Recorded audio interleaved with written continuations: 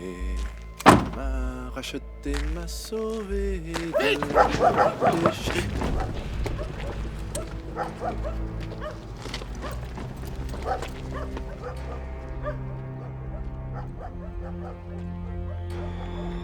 Vite! Dépêchez-vous! Allez, dépêchez-vous! Allez, plus vite! À droite! Par là! Allez, vite! Allez, on se dépêche! Quelle loi enfreignons-nous en croyant en Dieu? Taisez-vous! Pour quel motif nous arrêtez-vous, nous les croyants? Allez! Non! Sans ordre d'un juge, c'est une arrestation arbitraire. Et toi? Vous enfreignez la loi alors que vous êtes censé la faire appliquer. Et toi? Sors de là!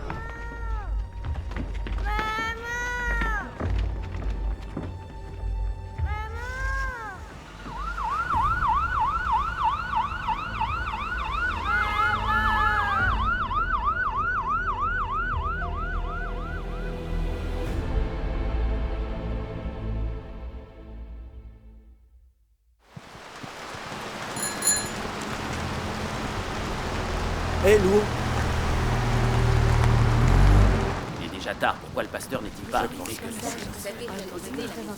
Hé, attendez, il s'est passé quelque chose de grave. Que s'est-il passé? Hier soir, vers minuit, alors que je m'apprêtais à me coucher, j'ai entendu comme un chien aboyer. J'ai regardé par la fenêtre et devinez ce que j'ai vu. Qu'avez-vous vu? Les voisins, qui sont des disciples de l'éclair oriental, ont été arrêtés et emmenés par la police. C'était vraiment effrayant, comme si des bandits avaient débarqué. j'ai également assisté à la scène. Je venais d'arriver sur le pas de ma porte et j'ai vu des policiers en armes encercler la maison de Zhang Ming. De la maison de Zhang Ming? Les policiers sont entrés l'arme au poing et ils ont arrêté les occupants. On aurait dit qu'ils arrêtaient le plus grand des criminels. Les policiers étaient armés? Oui. Oui, ils étaient armés. C'était épouvantable. En Chine, un pays contrôlé par les communistes, il est vraiment difficile de croire en Dieu. Depuis que le Parti communiste chinois a pris le pouvoir, ils n'ont cessé d'arrêter et de persécuter les croyants. Ne serait-ce que durant la période de la révolution culturelle, de nombreux chrétiens ont subi des persécutions et ont même trouvé la mort. Oui, c'est ça. C'est vrai, là. C'est exact. Si nous n'y avions pas été obligés par le gouvernement du PCC, nous n'aurions pas quitté nos églises de maison et rejoint l'église des Trois Autonomies. C'est vrai. Je connais plusieurs pratiquants affiliés à des églises de maison qui ont été arrêtés et emprisonnés. Le PCC s'est montré sans pitié et a arrêté des croyants affiliés notamment à l'éclair oriental. Ils ont été persécutés. C'est vrai. J'ai entendu dire qu'il y a des récompenses pour les délateurs. Des récompenses? Oui. Il ne fait aucun doute que de nombreux membres de l'éclair oriental ont été Il est arrêtés. plus sûr de croire au Seigneur au sein de l'église des Trois Autonomies. C'est bien vrai. On ne peut pas croire au Seigneur dans une église de maison, surtout celle de l'éclair oriental. C'est trop dangereux. C'est vrai. J'ai entendu dire que le comité central a envoyé plusieurs documents secrets, prenant pour cible l'éclair oriental. Ils ont pour slogan « Nous ne rendrons pas les armes tant qu'ils ne seront pas éliminés ». Il semble que le Parti communiste chinois soit décidé à interdire l'éclair oriental. Dites, ce que je ne comprends pas, c'est la raison pour laquelle le gouvernement communiste chinois arrête et persécute les croyants de l'éclair oriental. Oui, c'est vrai ça. Tu n'es donc pas au courant? Au cours des dernières années, des membres de l'éclair oriental ont prêché l'Évangile. Et ils témoignent du fait que le Seigneur Jésus est revenu sous les traits de Dieu Tout-Puissant, exprimant la vérité et accomplissant l'œuvre du jugement des derniers jours. De nombreux ouailles et dirigeants de diverses confessions et églises ont entendu les paroles de Dieu Tout-Puissant et croient sincèrement qu'il s'agit réellement de la voix de Dieu et sont devenus des disciples de Dieu Tout-Puissant. N'avez-vous pas constaté qu'aujourd'hui de plus en plus de personnes rejoignent l'éclair oriental? L'église de l'éclair oriental s'est développée si vite. Rien d'étonnant à ce que le gouvernement communiste chinois soit pris de panique. Tout à fait. Si l'éclair oriental poursuit son expansion et continue de témoigner, alors de nombreuses personnes croiront en Dieu Tout-Puissant. Et peut-être même la plupart des membres d'autres confessions et églises acceptera-t-elle Dieu Tout-Puissant. Et de nombreux non-croyants accepteront aussi Dieu Tout-Puissant. Comment, selon toi, le gouvernement communiste chinois pourrait-il ne pas prendre peur? Comment ne pourrait-il pas prendre l'éclair oriental comme cible principale de sa politique répressive? Sœur Zhao dit la vérité. En tant qu'enseignante, elle a acquis une vaste expérience et de nombreuses connaissances, et elle sait voir le cœur des choses. Tu es trop gentille. N'est-il pas admirable que davantage de personnes croient en Dieu? Le gouvernement a-t-il de bonnes raisons d'être si inquiet? Oui, c'est vrai. Je crois que tu ne vois pas clairement les choses. Quel genre de parti politique est donc le Parti communiste C'est quel chinois? genre de parti? Il s'agit d'un parti politique athée. Et que redoute-t-il le plus? Tout ce que tout. Ce qu'il redoute plus que tout, c'est que les gens normaux croient en Dieu. Songez-y un instant. Si tous les gens normaux croyaient en Dieu, qui croirait au Parti communiste? Oui, il a raison. Quand je vous entends parler, tout me semble très clair. Mais comment parvenez-vous à comprendre ces questions si aisément? J'ai lu certaines des paroles de Dieu Tout-Puissant, et je suis en mesure de comprendre certaines choses. Tu veux dire que tu as accepté l'éclair oriental? J'ai observé et étudié l'éclair oriental, mais je n'ai pas osé l'accepter. Si tu acceptais l'éclair oriental, l'école où tu enseignes serait obligée de te renvoyer. C'est exact. Et tu serais renvoyé. Mais peut-être aussi arrêté et jeté en prison. Il a raison. Il a raison. Ouais. À vrai dire, j'ai de l'admiration pour les croyants de l'éclair oriental. Ils prêchent l'évangile et témoignent de Dieu, quelles que soient les circonstances. Malgré les arrestations et les emprisonnements dont ils sont victimes, ils n'en continuent pas moins de prêcher l'évangile. Certes. Sur ce point, nous ne pouvons pas nous comparer à eux. En effet. Qu'y a-t-il d'admirable? Selon moi, ces disciples de l'éclair oriental sont des idiots. Cela ne suffit-il pas de pratiquer sa foi en secret, honnêtement? Oui, bien sûr. Ils sont toujours en train de prêcher l'évangile et de faire des témoignages. Il ne sera pas trop tard s'ils se contentent d'attendre la chute du Parti communiste pour prêcher l'évangile et témoigner de Dieu. À l'heure actuelle, le témoignage de l'éclair oriental a ébranlé toute la Chine continentale.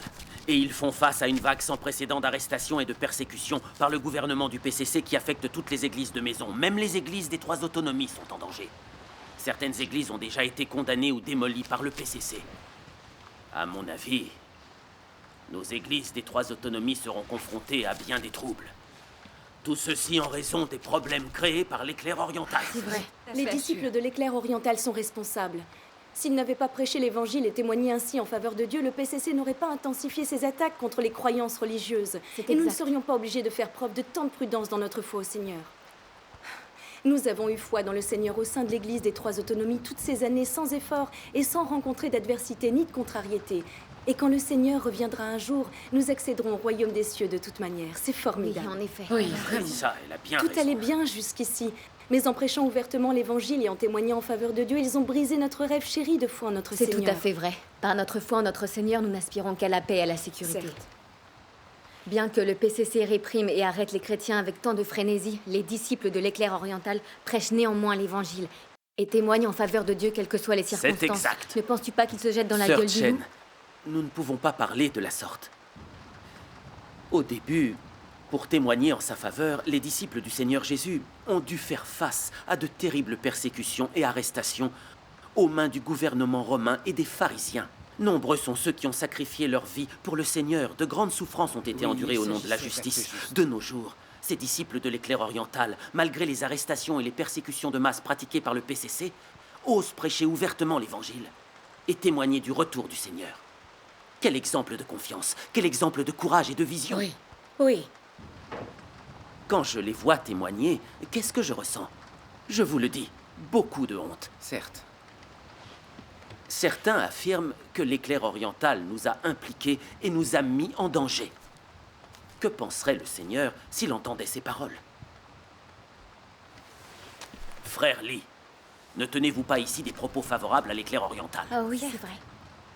Devons-nous en conclure que vous avez accepté l'éclair oriental? Il avait ça, raison. Si je l'avais accepté, j'aurais rejoint l'église de l'éclair oriental. Serais-je toujours ici? À vrai dire, j'étudie et j'observe actuellement l'éclair oriental. Tu étudies et observes l'éclair oriental. Pour en revenir au sujet, j'ai le sentiment que les propos de Frère Lee sont vrais. Le Seigneur Jésus a dit « Quiconque ne renonce pas à tout ce qu'il possède ne peut être mon disciple ». Bien que nous croyons tous en Dieu, les disciples de l'éclair oriental sont prêts à tout abandonner, à porter la croix sur leur dos et à suivre Dieu. Ils vivent conformément aux paroles du Seigneur Jésus et sont prêts à suivre l'agneau au péril de leur vie. Mais nous n'avons rien fait de tel. Je n'aime pas ce que vous dites. Quand on voit avec quelle violence le PCC persécute les croyances religieuses, combien oseront risquer leur vie pour suivre le Seigneur? C'est vrai. Oui. Non seulement nous ne l'avons pas fait, mais les pasteurs et les anciens ne l'ont pas fait non plus. Oui, c'est vrai. Et pourtant, les disciples de l'éclair oriental l'ont fait. Vague après vague, ils s'élancent courageusement pour enseigner la parole du Seigneur et témoigner de lui. Ils ont prêché l'évangile du royaume de Dieu Tout-Puissant à travers toute la Chine. Ce sont eux qui méritent les louanges de Dieu. Frère Zeng, à en juger par le ton de ta voix, as-tu accepté l'éclair oriental? Est-ce le cas? Ah, comment l'oserais-je?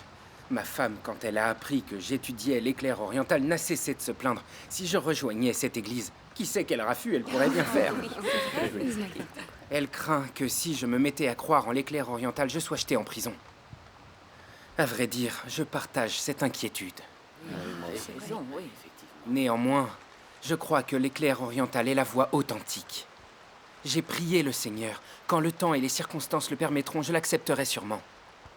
À t'entendre, ça semble facile. Si le PCC n'arrêtait pas ses disciples, je l'accepterais également. C'est vrai. Tout à fait, là. Quand j'y pense, nous avons choisi de pratiquer notre foi au sein des trois autonomies par peur des persécutions du gouvernement du PCC. Et ne pensez-vous pas qu'il s'agisse d'une existence honteuse déterminée par une quête de la facilité? Si tel est le cas, sommes-nous en droit de penser que le Seigneur viendra et nous emmènera au royaume des cieux? Cela me paraît peu probable. Je pense que notre foi au Seigneur, au sein de l'Église des trois autonomies, est pour lui honteuse. Une honte pour le Seigneur? Comment peux-tu parler de la sorte? C'est vrai. Songez-y un instant. Nous croyons tous en Dieu. Comment se fait-il que les disciples de l'éclair oriental soient si confiants alors que nous ne le sommes pas? Pourquoi osent-ils témoigner de Dieu contrairement à nous?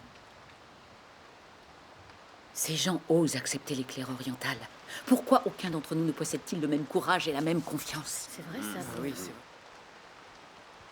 Cela Oui. n'est pas aussi simple qu'il n'y paraît. C'est exact.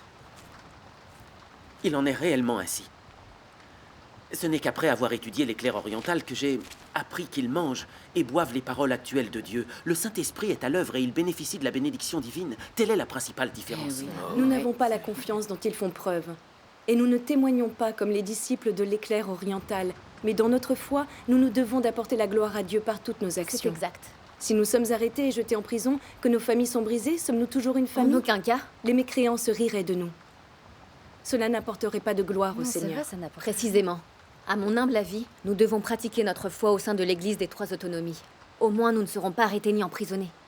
Si nous décidions de croire en l'éclair oriental, que nous étions arrêtés et jetés en prison, sans compter les épreuves, nous pourrions être torturés à mort par le PCC. Cela n'en vaut pas la C'est peine. exact. Ne devrions-nous pas rechercher la paix et la sécurité par notre foi dans le Seigneur? Amen. Le Seigneur Jésus est plein d'amour et de miséricorde. Il connaît notre petite stature et nous pardonne nos faiblesses. Quand le Seigneur viendra, il nous recevra sans nul doute dans le royaume des cieux. Nous devrions croire en la promesse du Seigneur. Amen. Amen. C'est vrai. Si j'en juge par vos propos, il semblerait qu'il y ait des choses que vous n'avez pas clairement comprises. En tant que disciples du Seigneur au sein des trois autonomies, nous devons être capables de nous juger avec justesse. Selon vous, l'Église des trois autonomies est-elle vraiment une Église? Comment peux-tu dire ça? S'il ne s'agit pas d'une église, de quoi peut-il bien s'agir? Savez-vous pourquoi le gouvernement du PCC ne persécute pas les disciples des Églises des trois autonomies? Pourquoi? L'Église des trois autonomies est une église contrôlée par le régime satanique du PCC. Les réunions et les sermons sont supervisés par le département du Front uni du travail. Il est difficile de savoir si le Seigneur reconnaîtrait ou non l'Église des trois autonomies comme une véritable église. Comment pourrait-il en être autrement? Tous ceux qui invoquent le nom de Dieu ne sont-ils pas reconnus? Exactement. L'Église des trois autonomies n'a-t-elle pas été fondée par des disciples envoyés par le Seigneur? Pas le moins du monde. L'Église des trois autonomies a été fondée par le Front uni du travail. Comment le Seigneur pourrait-il reconnaître une église fondée par Satan? L'Église a été fondée par Satan. C'est la première fois que j'entends dire une chose pareille. Du point de vue du Parti communiste chinois, les gens qui, comme nous, succombent à Satan et rejoignent les trois autonomies ne croient pas réellement en Dieu. Le PCC ne nous surveille pour ainsi dire pas du tout. Ce sont les disciples de l'éclair oriental qui admirent le plus le PCC. Car le gouvernement du PCC redoute plus que tout une église au sein de laquelle le Saint-Esprit est à l'œuvre, une église qui détient la vérité et porte le témoignage de Dieu. Nous, les disciples de l'église des trois autonomies, ne sommes pas persécutés. Et l'église des trois autonomies est emplie de laïcisme, elle suit les tendances du monde, sans l'œuvre du Saint-Esprit. Pourrons-nous, nous qui croyons en Dieu au sein de cette église, accéder au royaume des cieux? En effet, on ne peut pas dire la vérité ni parler de l'Apocalypse dans l'Église des trois autonomies. Comment atteindre la vérité et la vie comme ça? C'est vrai, comment? Ah, franchement, quelqu'un comme moi comprend fort bien tout ça. C'est simplement que je n'ai pas le courage d'accepter l'œuvre des derniers jours de Dieu Tout-Puissant. Comment pourrais-je être enlevé dans le royaume des cieux? Quand je songe à ces choses, je prie souvent le Seigneur, je lui confesse mes péchés et j'implore sa miséricorde. Au sein des 3 autonomies, nous croyons en Dieu, pas au parti communiste. Tant que nous gardons le nom du Seigneur et que nous persévérons jusqu'à la fin, le Seigneur ne nous abandonnera pas. C'est également mon point de vue. En quoi le lieu où nous pratiquons notre foi est-il important? Pourquoi compliquer à ce point les choses? Sœur Liu, je pensais autrefois comme toi. Puis j'ai lu ce qu'a dit le Seigneur Jésus dans la Bible. Ceux qui me disent « Seigneur, Seigneur » n'entreront pas tous dans le royaume des cieux, mais celui-là seul qui fait la volonté de mon Père qui est dans les cieux. Amen.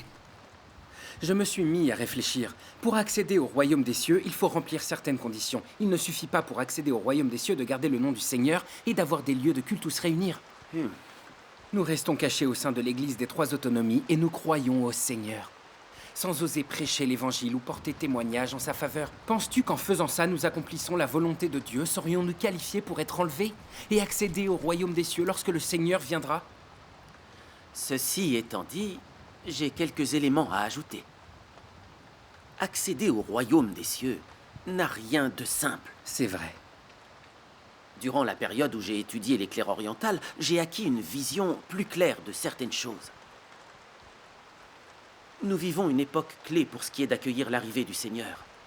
Si nous n'entendons pas la voix du Seigneur, que nous ne marchons pas dans les pas de Dieu, que nous ne prenons pas partie au festin des noces de l'agneau, nous n'accéderons sûrement pas au royaume des cieux. Pierre a déclaré « Car c'est le moment où le jugement va commencer par la maison de Dieu ». Ce passage contient un grand mystère. Un grand mystère? Quel grand mystère?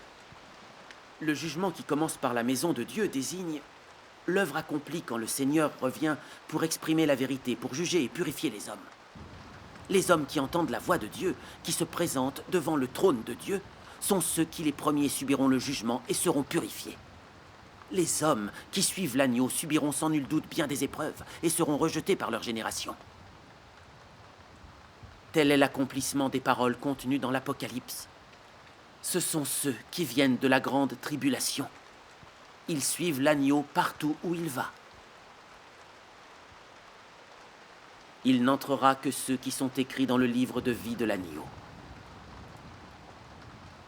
Ces écritures nous enseignent que seuls ceux qui figurent dans le livre de vie de l'agneau auront une place dans le royaume des cieux. Selon moi, les disciples de l'Église de Dieu Tout-Puissant qui subissent les incessantes arrestations et les persécutions du PCC et suivent malgré tout résolument le Christ et témoignent en sa faveur, seront ceux qui ressortiront victorieux de la grande tribulation. C'est d'eux seuls que Dieu a décidé de faire des vainqueurs. Ils seront les seuls à figurer dans le livre de vie de l'agneau. Ils seront les seuls qualifiés pour accéder au royaume des cieux. Nous, disciples des 3 autonomies, menons une existence honteuse car nous ne témoignons pas. Nous ne faisons que garder le nom du Seigneur Jésus, mais nous ne suivons pas le Christ. Mais nous nous attendons à ce que le Seigneur vienne et nous accueille dans le royaume des cieux. Cela équivaut à se marier en rêve. Une douce utopie. Utopie, il a raison. À vous entendre parler ainsi, dois-je comprendre que pour vous tous, ceux qui croient au Seigneur au sein de l'Église sont des lâches? Oui. Nous reconnaissons pourtant nous aussi le nom du Seigneur. Nous le prions et nous lisons la Bible.